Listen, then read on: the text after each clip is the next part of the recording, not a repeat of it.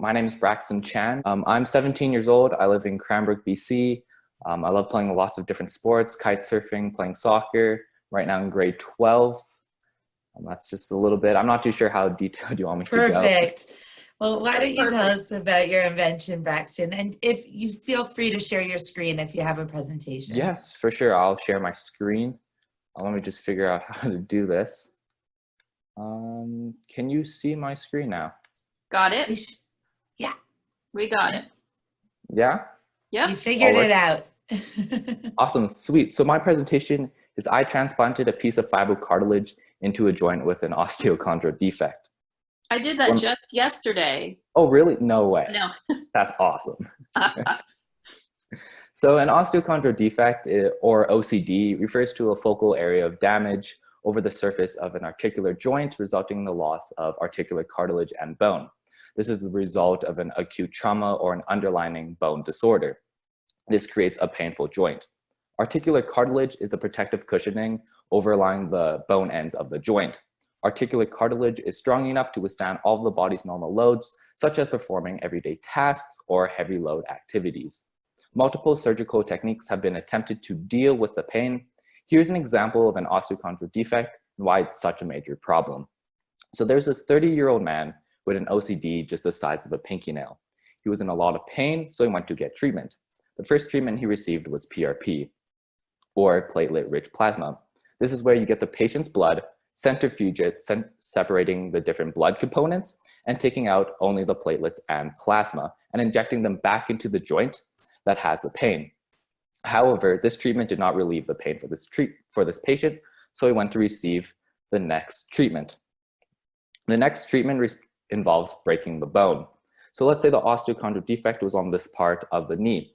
When the knee is moving, it's going over the osteochondral defect, causing pain. So they break the knee, so when it moves, it's not going over the osteochondral defect. However, now all of the load of the knee is on this area of cartilage, wearing out that cartilage. So this patient was still in a lot of pain, so they were afraid of creating another osteochondral defect. So they went to give him the next treatment. The next procedure is called Oats Procedure. To perform this treatment, the area of damage must be made into a round hole that extends into the bone. A cartilage plug is taken from the area of the knee and a non-weight bearing place. This plug is then placed into the hole in the bone. The plug is supposed to grow into the affected area. However, when this patient moved his knee, the plug fell out. So this is a major problem now because he has two major holes in his knee. So this patient had to have a total knee replacement. So total knee replacement looks like this. This is where you cut the bone, replacing it with metal. Well, this patient, he reacted quite severely to this metal, so severely that they had to cut his entire leg off. So this 30-year-old man who had a problem just the size of his pinky nail, he ended up losing his entire leg over. This example is quite rare. Usually patients just have to have a total knee replacement. However, this is still quite bad. This is for two major reasons. One, osteochondral defects tend to occur in younger patients. And two, total knee replacements do not last forever. Let's say a 15-year-old needs a total knee replacement. These knee replacements only last for another 15 years. So this patient is going to need another one when he's 30, and then 45, and so on. Each time you go into surgery, you're increasing the risk of infection or something going wrong. Each knee replacement requires you to cut more bone, replacing it with metal, and the new replacement lasts less time than the replacement before it. Fibrocartilage is a dynamic tissue found in the insertions of ligaments and tendons. In other words, fibrocartilage attaches ligaments and tendons to the bone.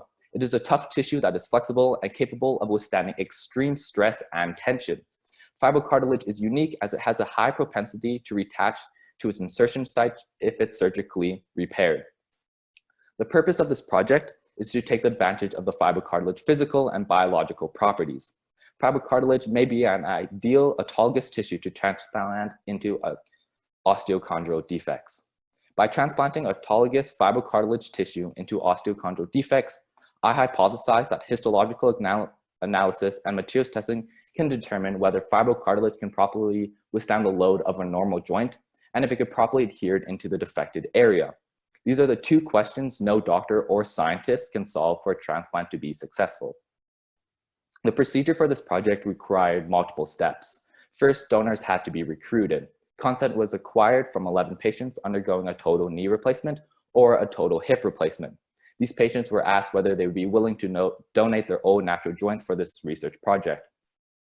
All these joints, they're going to be discarded anyways, so through their consent, I was able to perform this experiment on them. So first, this example was done on a hip joint. So here's a hip joint. First, I created an osteochondral defect. Once an osteochondral defect was created, I placed an anchor into it.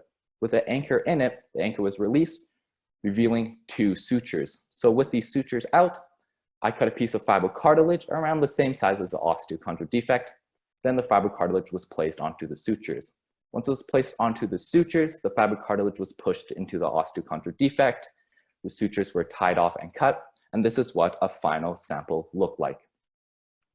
In this project, if a patient needs a total knee replacement, the ACL would be used. The ACL is a source of fibrocartilage and is normally removed during a knee replacement. If a patient needs a hip replacement, the labrum would be used. The labrum is also normally removed during a hip replacement. The labrum is another source of fibrocartilage that outlines the socket of a hip joint. All joints were then stored in a fridge at around 4 to 6 degrees Celsius in a biopreservative ex vivo tent for 7 weeks.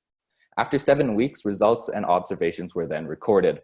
For materials testing, to see if the fibrocartilage can withstand the load of a normal joint, a force gauge was used. This measures how much force is being applied to a certain area. The force gauge was placed on healthy cartilage and force was applied and recorded.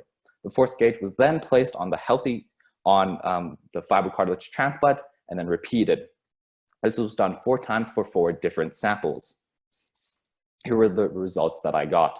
So it looks like the fibrocartilage can withstand the load of a normal joint. It looks like the fibrocartilage transplant has taken the same load as articular cartilage. However, I do not want to base my conclusion on, well, it looks kind of similar. So I plugged these results into a 2-way ANOVA with post hoc 2K HSD test. This was used to compare the compression force of the fibrocartilage and the adjacent intact articular cartilage.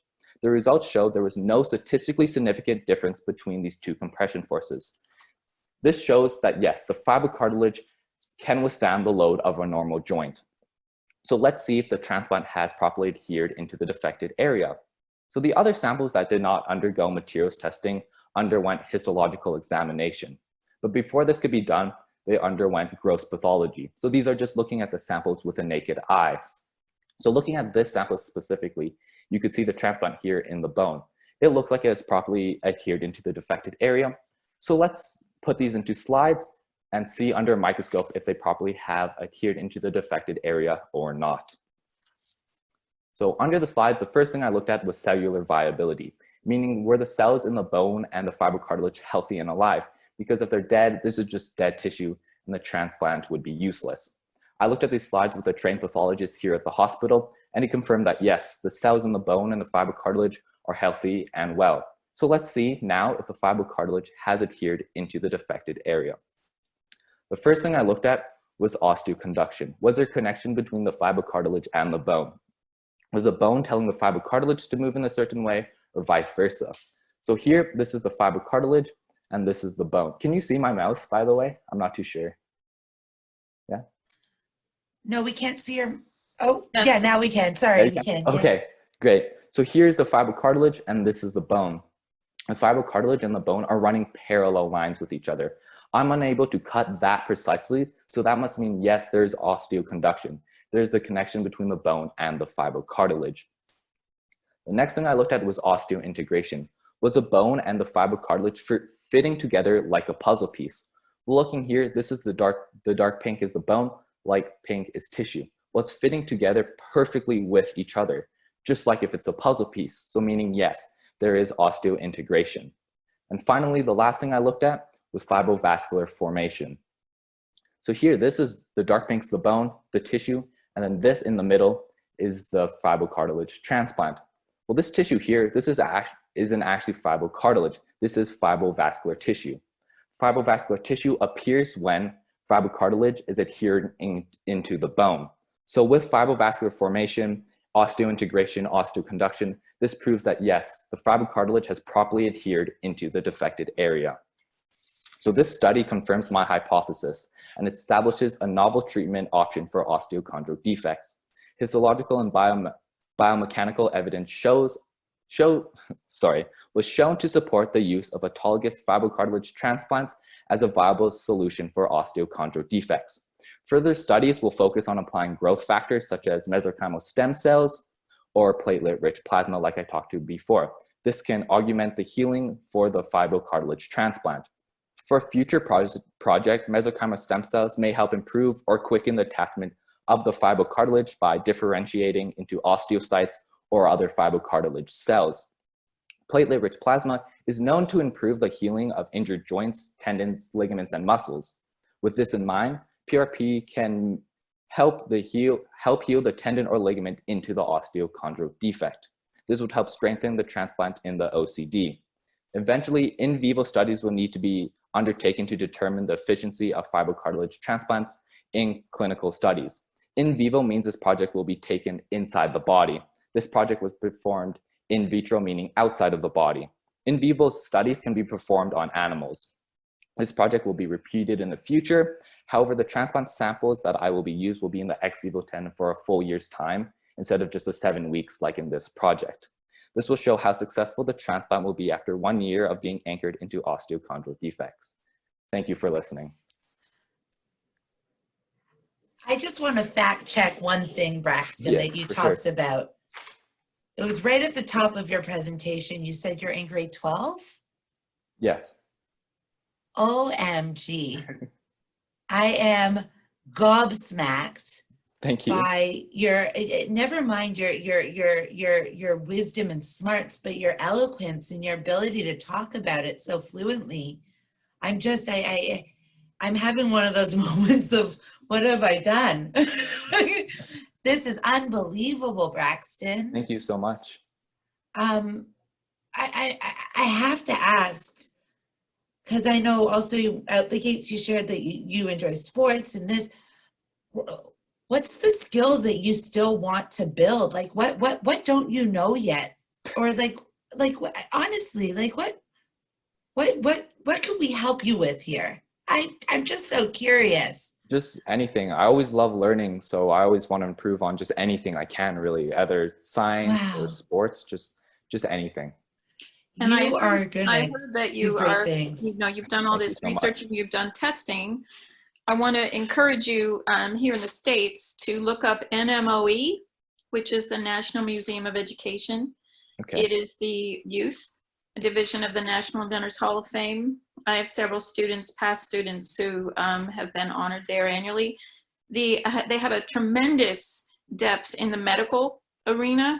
Okay. Many of the inductees are in the same vein as what you're doing, meaning, I don't mean what you're doing, but the level of just expertise and shoot for the moon type.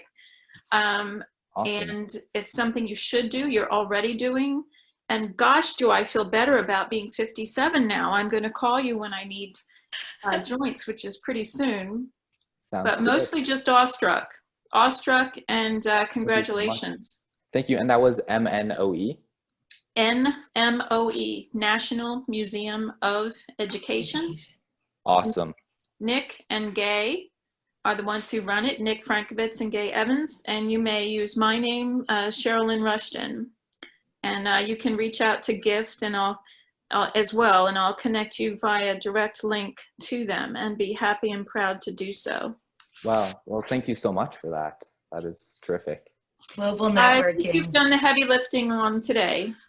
I think you're the Fantastic. one who deserves the kudos. Thank you ever so much for sharing your mind, and please keep sharing your skills with the world, because Please. goodness, Oh, we for sure. need them, and you've got them.